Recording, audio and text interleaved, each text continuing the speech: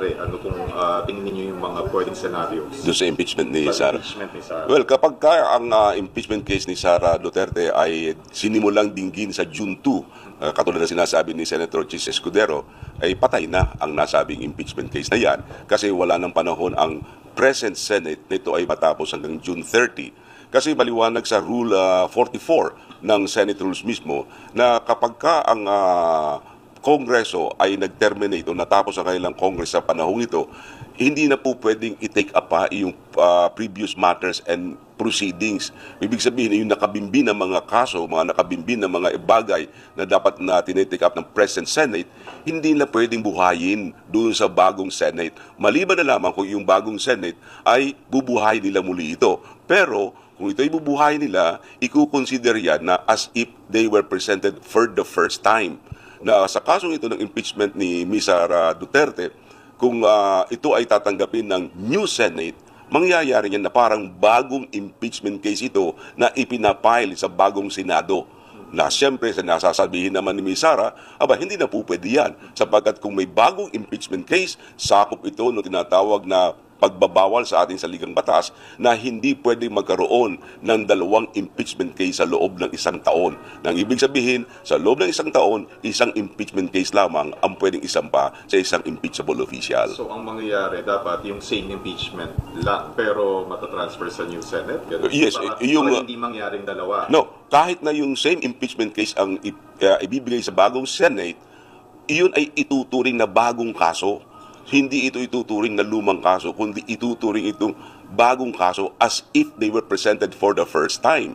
Kaya ang mangyayari niyan, sa loob ng isang taon, parang lumalabas na dalawang impeachment case ang isinasampa laban kay Ms. Sara Duterte na ipinagbabawal ng ating saligang batas. Kasi maliwanag din sa rule ng Senado na yung mga bagong senador, they are not bound by the actions and deliberations of the old Senate. Nang ibig sabihin, kung tayo mga bagong senador, hindi tayo gapos ang ating mga kamay para dinggin o gawing mga ginagawa ng dating mga senador. So, yun nga. So, hindi pwede, sir. Kung June 2 ang sisimulan nila, kukulangin ng panahon kasi kailangan mong pasagutin si Sara Duterte. Kailangan niya ng 10 araw. 10 araw ang binibigay ng rules nila. 5 araw naman para sa prosecutor para sagutin yung sagot ni Sara Duterte. Pagkatapos magkakaroon pa siya ng mga deliberations yan. Baka kulangin talaga ng panahon kung sa June 2 sila magsisimula. Ngayon, ang pinakamagandang gawin nila siguro ay tanggapin nila na humingi sila ng permiso sa Pangulong Marcos na magkaroon sila ng special session. Kasi sa special session, bahala na in 23 senators na sila ang mag-decide kung dapat ilang ipagpatuloy itong impeachment case nito ni Ms. Sara Duterte. Pero kung special session, sir, parang hindi ba magmumukhang parang mamadaliin para mahabol na matapos before June 30? Well, talagang yung consequence. No? Well, talagang ganyan. Politika kasi ito, no? At saka, siyempre, hinihintay din naman ng taong bayan ano ba mangyayari. Kasi sayang naman yung ginawa ng House of Representatives, ano? Na kung on basis of technicalities, ay hindi matutuloy itong impeachment case na ito ni Ms. Sara Duterte. Ang sinasabi naman ng iba, na kasi daw ang impeachment court ay para ding regular court na pag nagpalit ng judges o nagpalit ng justices, ay tuloy lamang ang kaso. Pero magkaiba po kasi yung impeachment court at saka regular court. Ang regular courts, sila ay may panuntunan sila doon sa tinatawag na rules of court. Sila ay sumusunod sa rules of court. Dito sa impeachment case nito, ang Senado may sariling rules. Hindi pwedeng gamitin yung rules of court dahil sa may sariling rules ang Senado. Kung walang sariling rules ang Senado, pwede na gamitin nila ang rules of court in suppletory character na pwede sila maging basehan nila yung rules of court.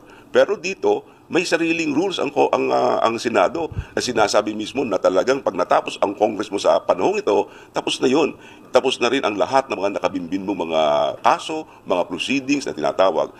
Maliwanag na sinasabi kasi ng Section 123 ng Senate Rule 44, all matters and proceedings pending in the present Senate shall be deemed terminated upon the creation of the new Senate. Maliwanag na maliwanag yun. So talagang it's now or never, dapat before June 30 talagang matapos and mag-special session. Yes, para itong panahong ito, at least meron pa silang February, March, April, mga 4 months pa. At palagi ko naman sa loob ng 4 na buwan, ay baka matapos nila yan.